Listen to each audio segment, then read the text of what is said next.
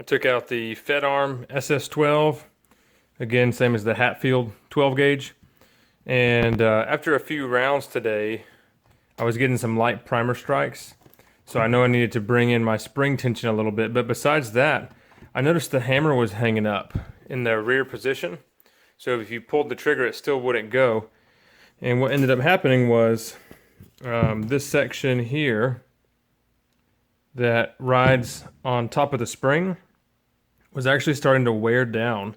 It looked like on the hammer it wasn't heat treated correctly, so it was actually just starting to, the two metals were wearing on each other and getting really rough, and they were literally locking up. And I opened it up inside and there were some metal shavings from the hammer just coming apart onto the spring. So what I'm going to do is I'm going to heat treat the base of the hammer here where it pivots on the spring. Pretty much anybody can do this. What you want is some kind of vegetable oil to quench in, and you want to heat up the part until it gets about red hot. If you were going scientific, you would heat it up until it's not magnetic. But since we're just going to do this tiny section right here, it's not going to be a huge deal. I'm going to heat it up till it's hot enough, and then we're going to quench it in the vegetable oil here.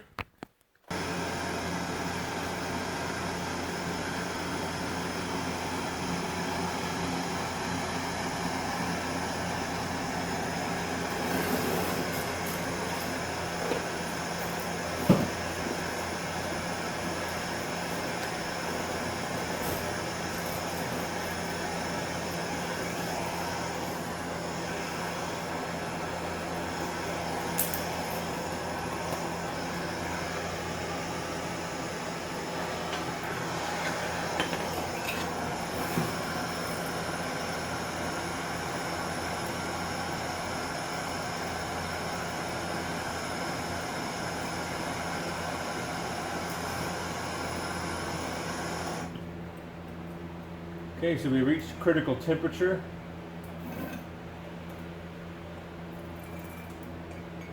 The metal was no longer magnetic. And now we just switch this around in the oil until it stops sizzling.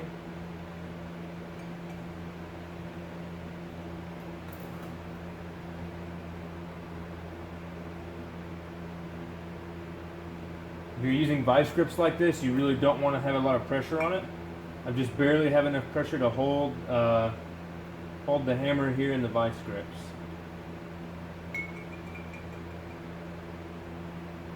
So we know it's nice and cool. You can get a file and check for hardness.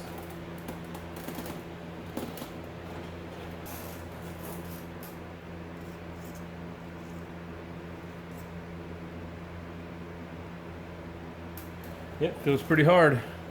So reach critical temperature by being non-magnetic, quench in the oil.